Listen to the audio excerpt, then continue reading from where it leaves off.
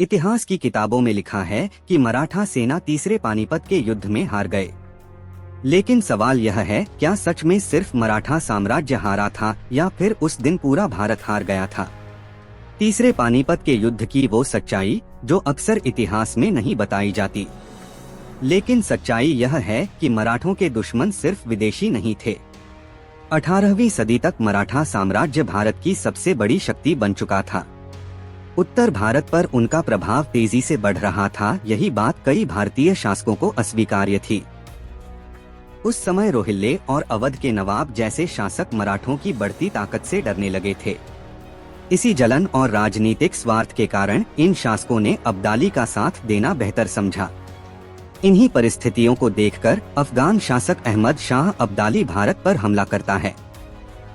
लेकिन कहानी यहीं खत्म नहीं होती। जब मराठा सेना उत्तर भारत पहुंची, तब वह पहले ही कई महीनों से युद्ध की तैयारी में थी। उनकी रसद आपूर्ति पूरी तरह टूट चुकी थी।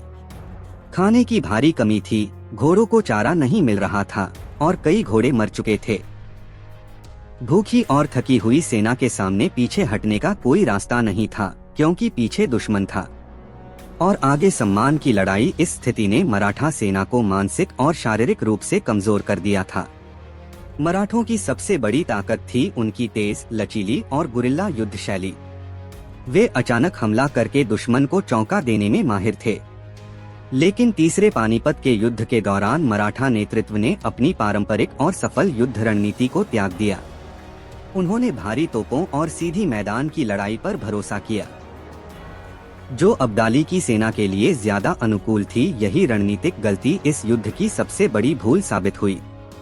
अगर उस समय राजपूत और जाट शासक मराठों के साथ खड़े हो जाते, तो युद्ध का पलड़ा मराठों की ओर झुक सकता था। लेकिन राजनीतिक स्वार्थ के कारण ये शक्तियां तटस्थ रही। मराठा सेना अकेली पड़ गई और संख्या व साहस के बावजूद उन्हें हार का सामना करना पड़ा। तीसरा पानीपत का युद्ध केवल तलवारों और तोपों से नहीं हारा गया, बल्कि आपसी फूट, भूख और गलत फैसलों से हारा गया। अगर उस समय भारतीय शक्तियां एकजुट होती, तो इतिहास शायद कुछ और ही होता। अगर आपको यह जानकारी पसंद आई हो, तो वीडियो को लाइक, शेयर करें और चैनल को सब्सक्राइब करना न भूलें।